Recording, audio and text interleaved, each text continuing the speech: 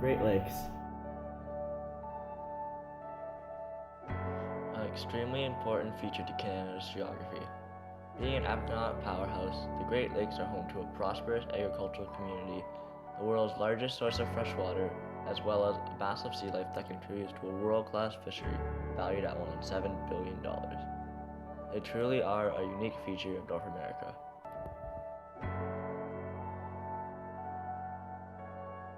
Despite their magnificence, the Great Lakes are still vulnerable to invaders, which in this case is the Asian carp.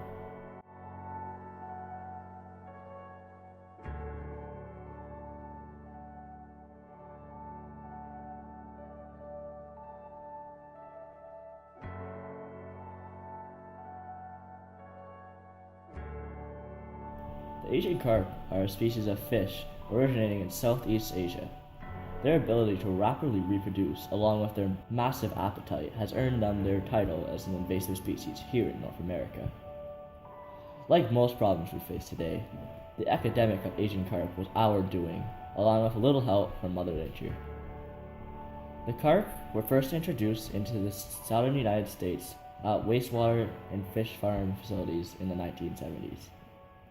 The carp were contributing well to their intended purposes, until they encountered a chance to escape: flooding. The excess water provided pathways that would normally not exist to rivers and streams. The carp have made their way up and now dominate the Mississippi River basin. Protective measures were taken to stop the Asian carp from reaching the Great Lakes. In Illinois, electric barriers were set up to stop the progression of Asian carp. By creating an electric field in the stream, the barrier caused the fish to feel uncomfortable and turn around. The barriers were quite effective, or so we thought. In November 2009, Asian carp DNA was found past the barriers, signaling oncoming danger to the Great Lakes. The US spent $20 million to install one barrier, adding to the loss. But what's the fuss about a fish, and how can we stop them? You have to be careful when you hear the term Asian carp because it sounds like it's a single species of fish. It's not. There are actually 5 species of Asian carp that we're concerned with. One common carp has been in the Great Lakes since the 1830s. It was perhaps one of our first invasive species that was brought into the Great Lakes. It causes lots of problems in wetlands. Then we have the black carp.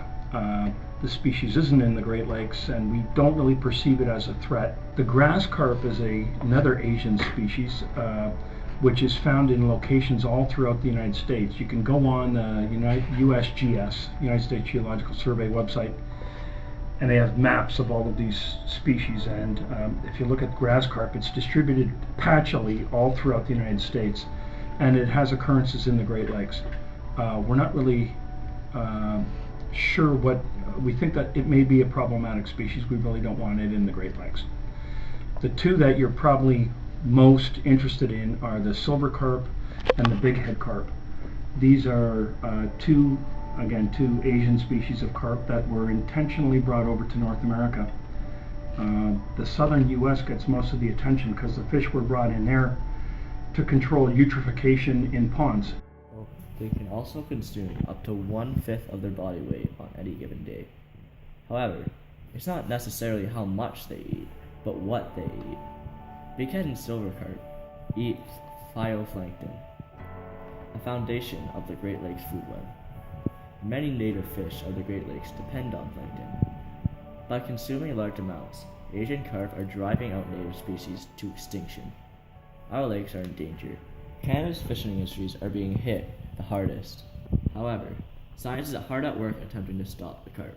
So we're testing another compound, RNA, which is a related chemical. And the virtue of RNA is that it doesn't persist in the environment for very long. It degrades very quickly. So if I get a positive RNA test, it means that a bird couldn't have come in and excreted 2 weeks ago or 3 weeks ago, because the DNA would still give me a positive signal, but the RNA will degrade in a matter of hours. So I would get a negative RNA signal in that case, which would tell me that the fish is not present in the water. The carp seem unstoppable.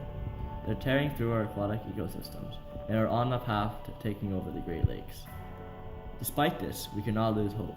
Our Great Lakes do so much for us. We must return the favor. We have the intelligence and ideas to create new technologies that can rid us of the aging carp. All that's left is initiative. From sea lamp prey to zebra mussels, the Great Lakes have already been damaged by aquatic invaders, and the Asian carp won't be the last. We must each do our part to stop the Asian carp from destroying our lakes.